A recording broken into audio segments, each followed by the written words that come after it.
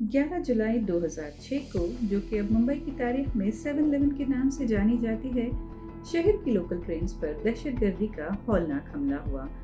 महज 11 मिनटों में 7 बम धमाके हुए, 189 अफराद हलाक और 800 से जायद जख्मी हो गए। ये वारदात भारत की तारीख में मुहलिक तरीन हमलों में से एक है।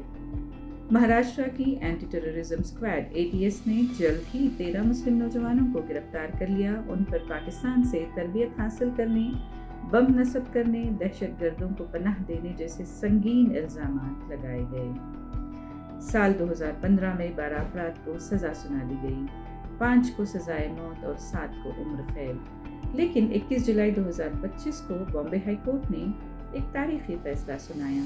तमाम 12 मुल्ज़िमान को बाइज्जत बरी कर दिया गया। अदालत ने कहा कि इस्तिग़ासा मुकम्मल तौर पर नाकाम रहा। लेकिन सवाल यह है कि जब इंसाफ 18-19 बरस बाद मिले तो क्या वो इंसाफ कहलाएगा, जबकि बेगुनाह अपना सब कुछ गंवा चुके हों। फिर भी एक तसल्ली यह है कि कैद से रिहाई तो आखिर को आज़ादी है। जस्टिस अनिल किलोर और श्यामचंद दत्त पर मुश्तमिल बेंच ने रिकॉर्ड का गहराई से मुताला किया और फैसला सुनाया कि शवाहिद नाकाबिल एतमाद हैं। अहम गवाहों को अदालत में पेश ही नहीं किया गया। बम और टाइमर जैसे सबूत सही तरीके से महफूज नहीं रखे गए। एतराफ़ ज़बरदस्ती करवाए गए और कई जगहों पर तो कॉपी पेस्ट भी कर दिए गए। शनाख्ती परेड कानून के बरक्स अमल में लाए गए। अदालत ने साफ कहा कि ये यकीन करना मुश्किल है कि इन मुल्ज़िमान ने जुर्म किया है, लिहाजा 12 अफराद को बाइज्जत बरी कर दिया गया। ये 12 अफराद कौन थे? कमाल अंसारी, मुर्गे फरोश, जेल में कोरोना से इंतकाल कर गए। बाइज्जत रिहाई का फैसला सुनना भी नसीब न हुआ। फैसल शेख, वालिदैन का इंतकाल हो गया। भाई भी कैद में, इल्ज़ाम था तरबियत और बम नस्ब करने का। एहतशाम सिद्दीकी, मजहबी किताबों के नाशिर, सिमी से 19 साल बाद बरी हुई। नवीद खान, सेल्स मैनेजर, बमसाजी के इल्ज़ाम में 18 साल बाद बरी हुई। आसिफ खान, सिविल इंजीनियर, बेटी की शादी हो गई, इल्ज़ाम बम नस्ब करने का था। तनवीर अंसारी, यूनानी डॉक्टर, गिरफ्तारी के वक्त बीवी हामिला थी और आज बेटी 19 साल की है। माजिद शफी, दुकानदार, बैनुल-अक़वामी नक़्ल हरकत में मदद का इल्ज़ाम, ख़ानदान पर समाजी दबाव था। अली आलम, यूनानी दवा फरोश, बम बनाने के लिए कमरा फराहम करने का इल्ज़ाम। साजिद अंसारी, इलेक्ट्रॉनिक्स इंजीनियर, नौकरी गई, अहले खाना मुश्किलात का शिकार हैं। मुजम्मिल शेख, सॉफ्टवेयर इंजीनियर, ख़ानदान को बदनामी के बायस बेंगलुरु मुंतकिल होना पड़ा।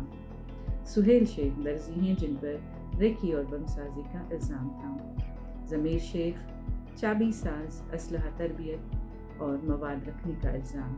वालिदैन का इंतकाल हो गया और तलाक भी हो गई।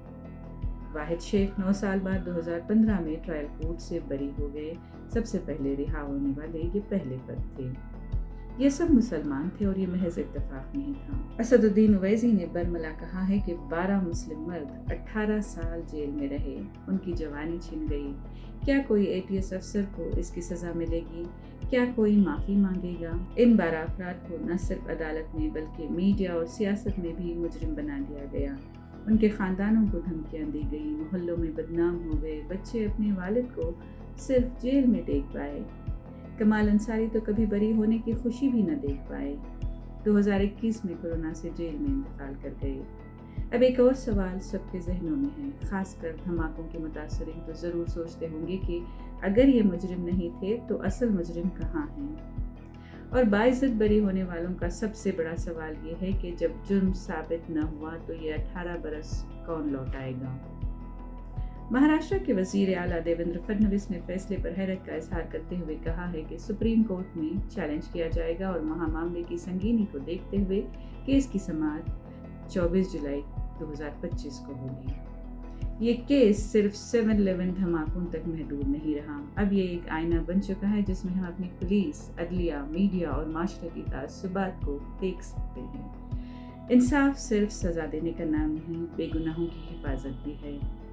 जब निज़ाम इसमें नाकाम हो जाए तो सानिहात दोनों जानिब होते हैं। एक आयत मुलाहजा करें नाज़रीन के, और किसी कौम की दुश्मनी तुम्हें इस बात पर आमदा ना करे कि तुम इंसाफ ना करो।